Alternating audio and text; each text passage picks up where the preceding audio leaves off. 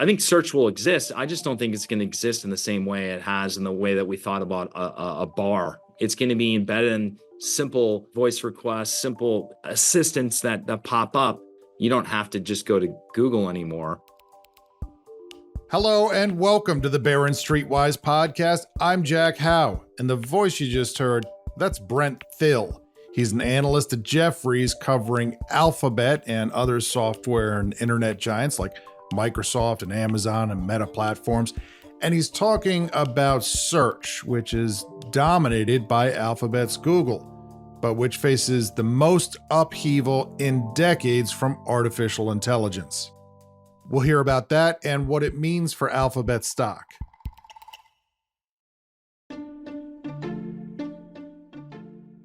Listening in is our audio producer, Jackson. Hi, Jackson. Hi, Jack. You've Googled, but have you perplexity'd? I have not yet perplexity'd. Let's do some perplexitying together. We'll go to perplexity.ai. Give me a product search. What are we looking for? What are you in the market for? Lime juicer. What's the best lime juicer? It's margarita season. Is there a season? Okay, so what I get for an answer is a write-up. And it has a specific recommendation here. It says, the Chefin Fresh Force Citrus Juicer is widely considered the best. By the way, are they paying for this advertisement?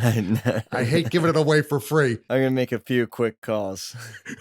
It's widely considered the best manual juicer for lemons and limes. And there's this kind of an end note there. If you hover over it, it says there's a source, which is a publication called Serious Eats, and they had an article, The 4 Best Manual Citrus Juicers of 2024.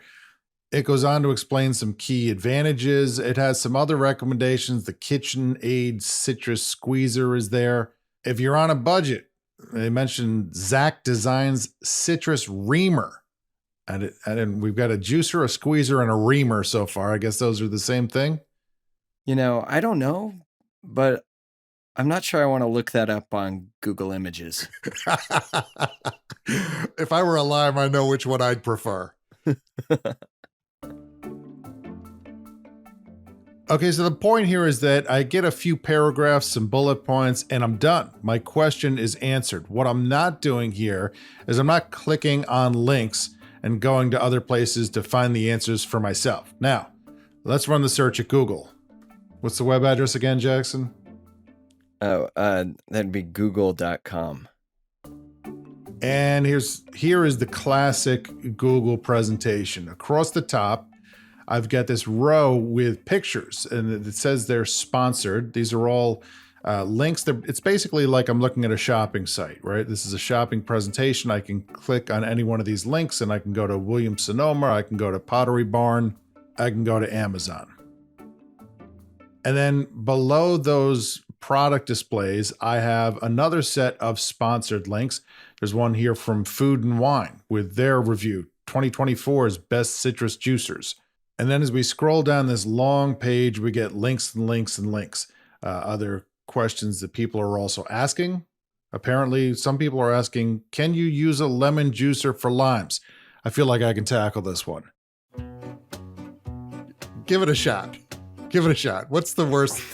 In the time that it takes you to Google it, you can find out for yourself. Live dangerously. You know what? Maybe I spoke too soon. When I click on that, there's something here from Consumer Reports. It says yes and no. You can certainly fit a lime into a lemon squeezer, but not always the opposite. Thank you, Consumer Reports. And so you get the idea here. There are more links to discussions and forums and articles. You know, there are plenty of links here that are not promoted. They just happen to show up on the list. Okay, so what's the big difference between those two? I would say clickability, right? Google is kind of the starting point for your click tour around the internet to find the information you're looking for. Whereas when you go to perplexity.ai, they give you the answers up front. They're also not sponsored. So, you know, Google, you're getting more of a pitch. And Perplexity, you're just getting what you asked. Maybe you want a pitch. Maybe you're in the mood to shop and browse and you want people to try to sell you something. I mean, maybe you're looking for shoes and you want to see all the pictures and so on. That's fine. But some people just want answers to their questions. And they get that in a more direct way using AI from Perplexity. I want to give you one more example because that's a product search, but sometimes you go to the internet looking for just explainers. What's something that you need explained to you, Jackson? Give me a burning question. I mean, that's not about something that's burning. Talk to your doctor about that, but just a question that you're very curious about. What's going on underneath the escalators? What's going on underneath? The stairs they disappear. I don't know what's happening down there. Escalators. So Perplexity again gives you text, and it's pretty readable. It's broken up with little subheads and bullet points, and it says, underneath escalators, there's a complex system of mechanical components that allows the steps to move smoothly and safely. Here's what's typically found. And they have different items with explanations. They talk about the step chain and tracks, the comb plates, lighting, motor and gears, the truss, and so on. I think that's everything you probably ever wanted to learn on the subject.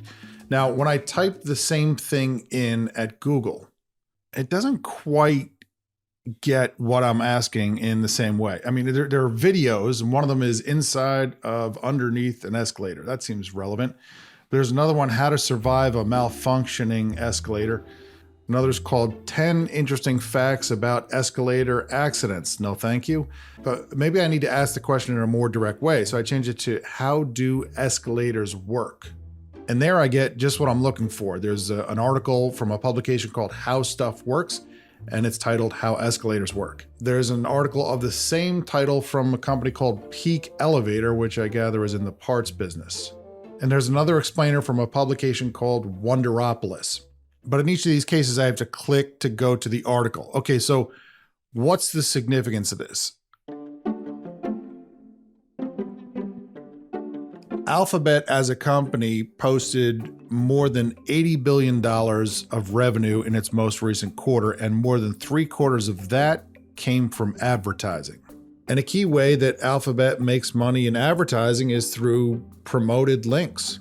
But what happens if AI makes search so smart that search is answering our questions before we've clicked?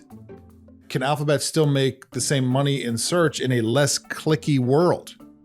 And quick follow-up, how are publishers going to survive if search users are no longer clicking through to websites for information and seeing those ads and possibly buying those subscriptions? We're going to hear in a moment from Brent at Jefferies about that. And the real answer is we'll all see, because as he'll explain, we don't yet quite know how search is going to evolve over the next few years.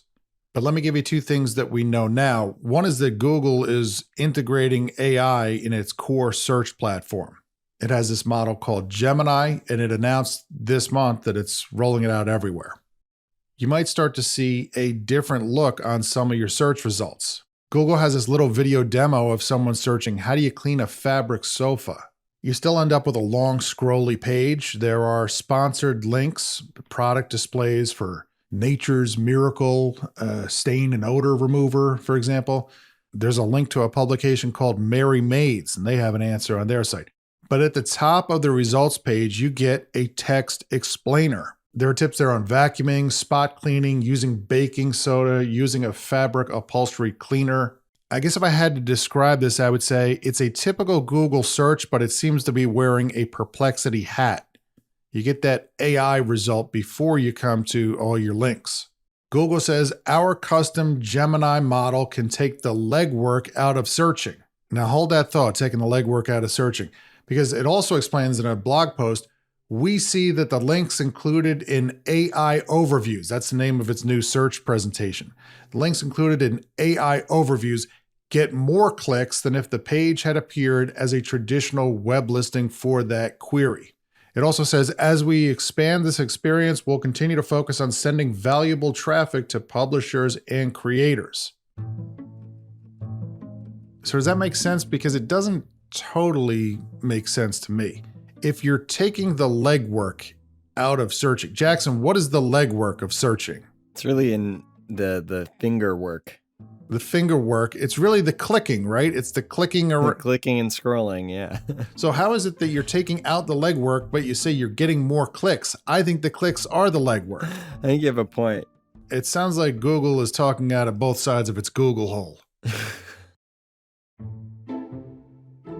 But maybe the idea is that it will be able to tell based on the person and the circumstance and the search, when is it that people just want the answers right up top and they have no patience for links and clicking around? And when is it that people might like to browse? Maybe they want to shop. And Google's been doing this for a while with sports standings, where if you search up a team, it'll just give you the standings right there without having to click. Yeah, and weather, I've seen it. It's already had some things where it gives you the info and you don't have to click through. But as it builds that more broadly throughout search, and this AI capability to better understand real world questions, it kind of remains to be seen. A, what's it going to mean for Google's advertising? And B, what's it going to mean for the whole ecosystem of companies and publications that depend on Google for clicks?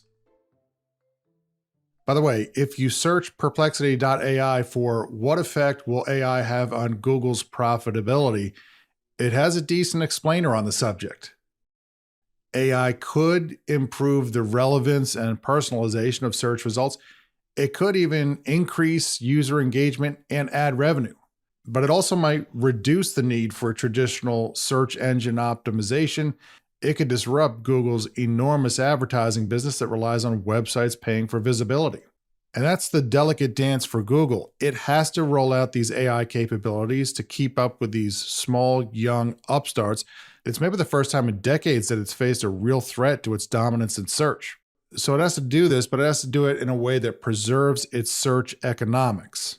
And the numbers are so large there that that's a lot of preserving. That's where things stand now. I'll mention one other thing, and this is less about Alphabet than it is about my industry and how companies will respond. In fact, it has to do with my company, News Corp. That's the owner of the Wall Street Journal and Barrons. This week, they announced a big content licensing deal with OpenAI. So that's one way the publishers can potentially adjust. Remember, AI needs the content to come up with the answers. So one way to make money if AI is disrupting the clicks business is to just charge AI for feeding it. And that's enough chit chat from me before we get to our conversation with Brent. Maybe a good place for a commercial here. Wouldn't you say, Jackson? I think so. Welcome back. Alphabet stock trades at 23 times this year's projected earnings. It's making good money and growing nicely. I want to know what AI means for the future of Alphabet's business and the stock. Let's hear now from Brent Thill. He's an analyst at Jefferies. He has a positive rating on Alphabet, but it's not his favorite of the big internet stocks. And Brent describes himself as an AI realist. He says the boom is already hitting in chips, but it could take longer than people expect in applications. Let's listen. The big deal is that there's so many other tools that consumers and enterprises can use now to gather information that Google's no longer the dominant place you can go. You know, for example, you can go to Perplexity and figure out where the Chick-fil-A is in the Atlanta airport. You can figure out, do I clear customs leaving Canada and Toronto, or do I have to clear in San Francisco? You can get reviews of going on a trip with some friends. What's the best resort to stay at for families in South Florida? You don't have to just go to Google anymore. I think the plethora of new solutions that consumers have a choice are, for the first time, creating some havoc inside Google. And we think Google will answer, and they have to act quick because Microsoft beat them to the punch. Amazon is going after this. You have a plethora of startups that are trying to go after this. And for the first time, they're really uncomfortable because there are new choices that are arising that are really good, like really good. So speaking very broadly, traditionally, we put a search into the box on Google, and it gives us a list of links. These are places we can go on the internet, and we can see, does that page have what I need? Does this page have what I need? So, we move around the internet. And somewhere on that list of links, there might be sponsored links, and Google gets paid that way. And other companies, maybe publishers, for example, have designed their whole businesses around how can we appear in a favorable position in Google's list of links. But now with AI answers, if the answers are smarter, don't we just learn what we need to know right there, and we don't have to hunt and search around the internet? And doesn't that make it more complicated for Google to sell ads on its own website, as well as all these other hangers on for getting clicks for their businesses? I think it does. And I think that if you even use the example of searching for clothing or looking for travel, Google was the dominant place to go. And now if you even look at what Meta's doing with Instagram, like the ability to now search Instagram for where your friends travel. You probably are friends with your friends for a reason because they like to travel in the same spots. Well, where are my friends traveling? And you can search Instagram over time. That hasn't been the case in the past. And so what we're hearing from advertisers is that Google still remains stable inside their advertising budgets, but others are gaining share faster. Meta, for example, is gaining share because the relevancy and the interaction of that engagement is higher. And so we are hearing from advertisers that they're looking for every reason to spread their dollars around. They haven't had any reason to leave Google. And currently, I don't think they're leaving. But going forward, this is going to be a more compelling interactive experience. And if the experience is more interactive, people transact. They transact, the advertisers are going to spend more money there. And so that is an example we're hearing real world that Meta is taking some share away incrementally on advertising budgets from Google. And you've seen, really good numbers out of Meta to support it. Now, Alphabet has said, don't worry, we've been testing these features and we find that people are more engaged on the internet as a result of these. They do the same thing. They behave the same way that they have in the past. And you're buy rated on Alphabet. Does that make sense to you, that explanation? Do you think they're making too light of the challenge? What do you think? I think they're doing a really bad job communicating. They've never done an analyst day. They don't give you guidance and color in terms of the numbers. Many of our investors are disappointed in their leadership and how they've acted upon the whole AI movement. As you know, many of the AI demos have gone haywire and not produced the right result, and they've had to apologize.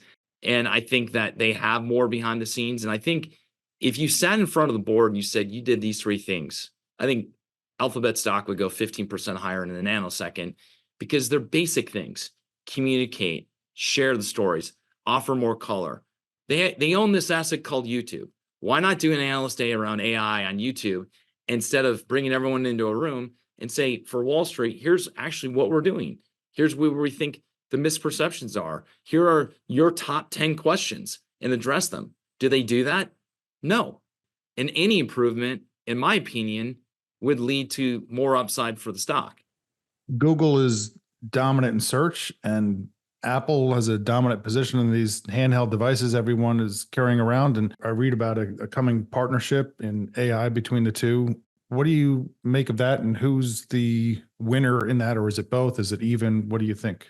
I think everyone is believing that Apple's behind. As a big user of Apple products, there really hasn't been a ton of innovation in the software and the AI stack. There's obviously continued innovation in the core, but there's nothing that's really jumped out at you. And when you turn your phone on, you look at your Mac Air and say, wow, this is incredible. And what Microsoft just did launching these new AI computers has caused a lot of people to kind of say, well, what's Apple's answer? Is it a partnership with Microsoft and OpenAI? Is it a bigger partnership with Alphabet? Clearly, Apple needs a little more spice in their AI life. And today, they don't have it. And so they got to do something, whether it's organic, whether it's a partnership, whether it's an acquisition, but they need to step up their game relative to what the other industry leaders are doing. It's important because if Apple gets the AI layer right and you open up your phone in the morning and all of a sudden your AI assistant's feeding you information and telling you about the weather and telling you about how long it's going to take to work because there's construction or what have you, it creates higher engagement on the device and it creates a stronger bond to that device. It's kind of the same analogy I'd use for Alphabet. I think it's coming. I think it's underneath the hood, but they haven't really popped the hood and shown you kind of everything underneath. They're just basically kind of telling you it's coming. It feels like all of the big internet companies are gearing up for some big release, like a major movement on the AI front. I also feel like the public feels like, well, I've heard a lot about that, but I don't see it a lot in my life directly. Where do you think we are in terms of people's expectations? I'm talking about the ordinary person on the street, in terms of their expectations for AI and what we're going to actually see from it in the year or a couple of years ahead. Is this a big inflection coming? Every major CEO is indicating that this is one of the biggest shifts we've ever seen. It will impact every one of our industries. Alphabet CEO said that the AI movement will be bigger than the internet itself. And everyone scratches their head and says, why? And it goes back to, I think going forward, AI will be easy, it'll be consumable, it won't be technical. And Microsoft and OpenAI and others are starting to showcase this, where it's not just a chat bar, but it's voice, it's basic interactions. It's like having a conversation with a human being, and it becomes less technical. And that enables someone that works on a factory floor, or someone that drives a truck, or someone that could be a CEO of a company. It could go all the way from a barista at Starbucks to a CEO. How do they interact? How does it change and transform and help their life? But I think we're going to get to a point where it's going to be consumable by everyone, by my parents who are in their 80s, by my kids who are 11 to 18. And I think everyone is going to be changed by it, but it's going to take a long time. And as they've said, we're going to basically overestimate the near term and underestimate the long term. And I think that really holds well here. We have a lot of hype. I would just say I've never seen boards behave the way they are. So you can talk to companies in tech and they get all excited and it's all slideware and excitement and hype. But when the boards of these companies are all getting together and saying, we have to embrace this, we have to change our way, we have to get in front of this, we're seeing boards, CEOs, every major line managers, they're all starting to think about how is this going to impact them, and they have to embrace it. Which stocks in your coverage do you like the most right now, and how much of a factor is each company's position in AI and forming those decisions? Our AI framework is you need three things. You need users, you need data, and you need capital. And there are only 4 companies on the planet that have it. So for the enterprise, we like Microsoft and Amazon. And for the consumer market, we like Meta and Alphabet. So there are 4 names that we like. We group them into enterprise and then consumer picks. And so for the enterprise, Microsoft is laps ahead of everyone else. They were the first one to announce. They have the best partnership with OpenAI. They have the most momentum, and they can go up and down the stack from apps to infrastructure to security. They have a broader stack to take advantage of AI than anyone in the enterprise. So Microsoft's our favorite pick. Amazon is a little bit behind, but we think they're going to make up ground. The new leader at AWS has incredible accolades around his product leadership, and we think that will help. And we expect Amazon to play catch up to Microsoft. And then on the consumer side, Meta is still our favorite story. We think the world of the metaverse is going to tie into this, which is these rich interactive experiences that AI will let us have as consumers, will create more advertising dollars flowing to the platform. So if it's a more compelling experience to book travel or to try and clothes or buy sporting equipment for your kids, you're going to go there. And if you go there, advertisers follow where people are at. The marketplace is more vibrant. And so we think Meta is going to have the most interactive, rich environment. They will benefit. And Google will benefit. They're behind, as we've said. They're probably the furthest behind in perception, but the product is probably a lot further ahead than the perception. So we like that position as well. So those are the 4 names that we think are extremely well positioned. This is not part of your job description, I think, to have an opinion on this, so you might not, but just for people who are interested in like these businesses where the name of the game has been trying to get a favorable position in search. That includes not only my industry, the news industry, but many others. What happens? Does this become very disruptive for these companies as AI takes over search? The kind of person who's like a search engine optimization person, is their job now obsolete, or what do you think happens in the future? I think search will exist. I just don't think it's going to exist in the same way it has in the way that we thought about a bar. It's going to be embedded in simple voice requests, simple, assistants that pop up, you're going to be abstracted. You may not even know that you're going to Google. And so I think we're going to all have these assistants that help us. We're still not there yet, but I think this creates an opportunity for the competition.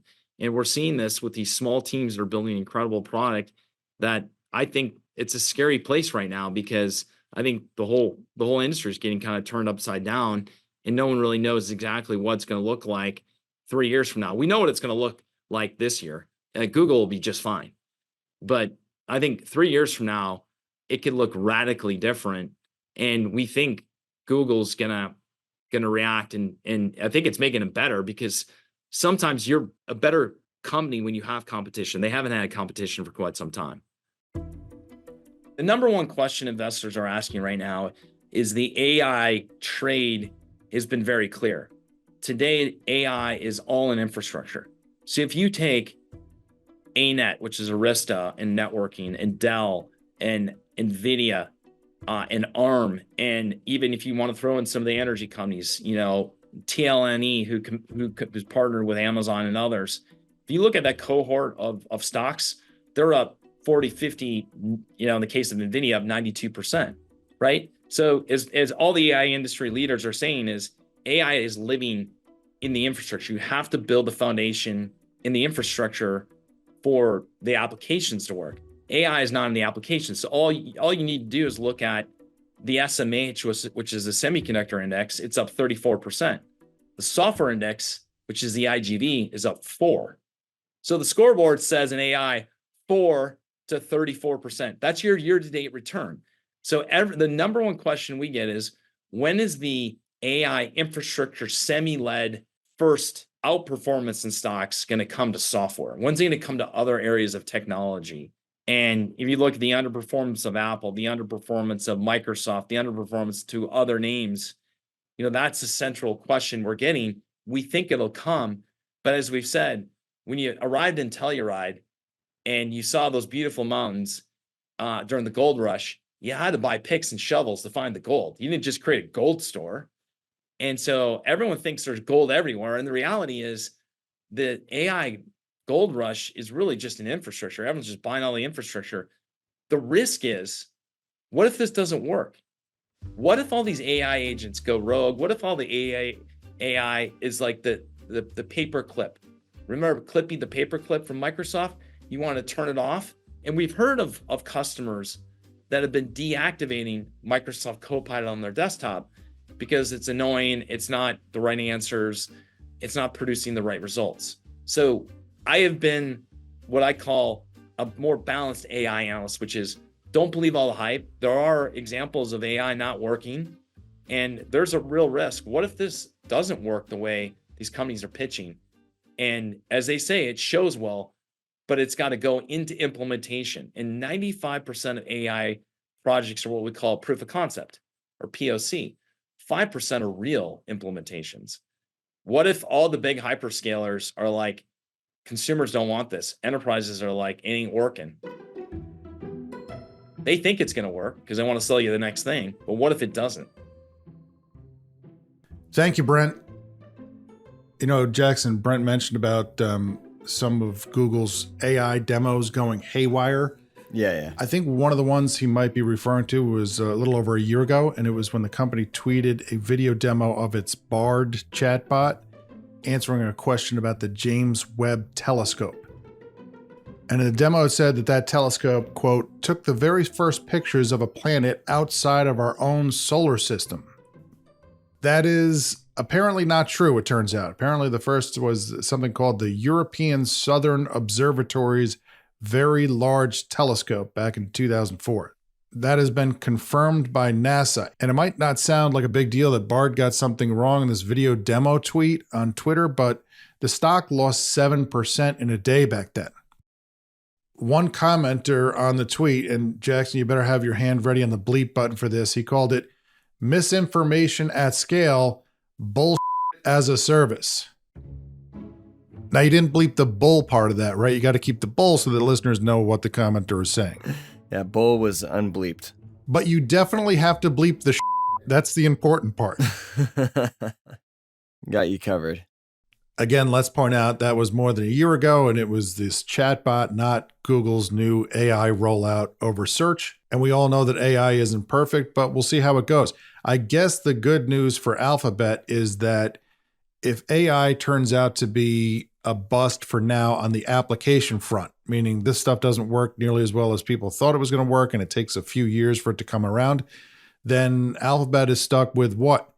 An enormously lucrative business in traditional search advertising, which is not such a bad hand. We'll see. Thank you all for listening. Jackson Cantrell is our audio producer. He's an escalator enthusiast. He's curious. You can subscribe to the podcast. You can rate it, review it on Apple. You can send us a question if you want us to answer it in the podcast. Tape it on your phone. Email it to jack.how. That's HOUGH @barrons.com. What if I ask Perplexity, who is Jack Howe? Do I want to know? I think I want to know. It says Jack Howe is an associate editor and writer at Barrons. That's true. Blah, blah, blah, blah, blah. Yeah. It says, however, there is also a different Jack Howe who was an Oklahoma native and pioneering ear surgeon. He founded the Howe Ear Institute in Oklahoma City? Oh my God. This guy's such a better Jack Howe than I am. I feel like Perplexity is even casting a little shade on me. It says, so in summary, there are two notable individuals named Jack Howe. One is a current financial journalist at Barrons, and the other was a pioneering ear surgeon from Oklahoma who made significant contributions to microsurgery for hearing restoration. I know when I'm beating the Jack Howe game. That's it for us. See you next week.